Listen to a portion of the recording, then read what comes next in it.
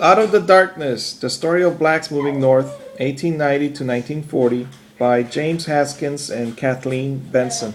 We're still on page 17, son. Though the constitutional amendments passed after the Civil War, these amendments attempted to guarantee equality for blacks. The South refused to comply. So the South, declined. In most areas, libraries were off limits to blacks, although some cities, such as Greenwood, Mississippi, maintained separate libraries for them. Schools and public transportation were segregated. What does segregated mean? Closed off? I think separated. Something like the whites go to a white school, the blacks go to a black school. Schools and public transportation. The buses, they didn't segregate the bus like white bus and black. No, they had the white in the front and the blacks in the back. Oh, that's how it was with T-Pinda. T-Pinda? No, Susie. Rosa Parks? Susie. Who's Susie? Another YouTuber. I thought it was T-Pinda, but it was Susie. Susie? She explained it? No, he. Oh, he explained it. Susie.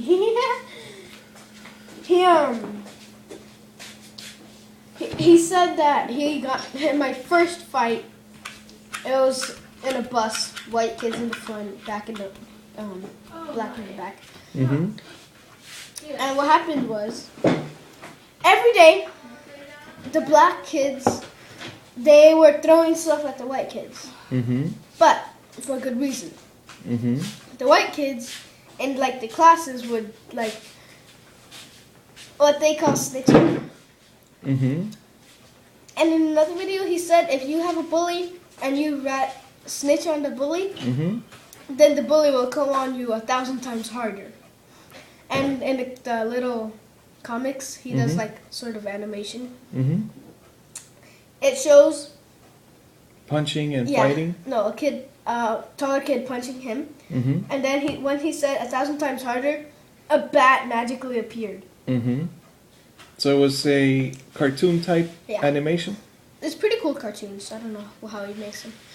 But what happened in the bully, his first fight, was at the end of every day, he's at the last bus stop. It was the last day of the school year, and what happened was there was only one white kid and him. He had a bag of candy. The white kid came to the back. Susie is right here, and then the other kid is like this, looking at Susie's candy. Mm-hmm. He said, "Give me it." Susie said no. He snatched it, and then what Susie said is he had no idea what happened. He just smacked the kid in the face. Susie hit the black kid. The white kid. So Susie's black? And he hit the white kid that wanted to bully the candy off of him. Yeah. He didn't. He said, if I would have thought it through, I would have told teachers. Yeah, he said that. But he wasn't thinking, he said. So he just hit the kid. And then apparently the kid had braces. And so he hurt himself. Yeah. And then Susie backtracked his memory. He was like, oh, what did I do? I punched a kid in the back of the head one time. I had my brother's book. He went to the same high school I did. And his brother wrote Honduras on the center of the book. And then this kid, he said, "May I borrow your book?" And so he borrowed the book, and then he just scratched out Honduras. So I got up and said, "Get up, let's fight." So I didn't say fight, but he knew I meant that. Did you know how to fight? No. Did you know? So he just laughed at the class. So I hit him on the back of the head because he didn't look at me. That's another thing. I saw a video. Well, I didn't see it. You know how in the videos it shows little pictures and sometimes words? Like a little preview? Well, I was watching a video yesterday, the Aikido videos and stuff. Well, there was a video that suggested, it said, always hit a kid when they're like, let's fire, when he's talking. The only problem with that is if at your school you started the fight, like you started hitting first. Mm-hmm. But if you're somewhere else, he said,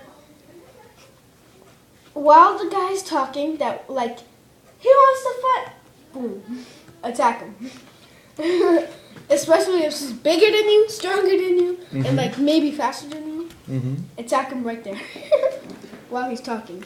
So guess what happened? He stood up, and then I flew to the back of the room, and then I bounced off the wall and came back at him. But I bounced off. I didn't come back at him. I bounced off the wall. That's how strong this guy was. Well, he pushed you or something? He must have pushed me because I didn't feel any punch at all. I just flew like 4 desks, 5 desks back, and then I came back forward. And then the teacher grabbed me by the arms, like a bear hug. And then he just started slapping me. Seriously? Yes.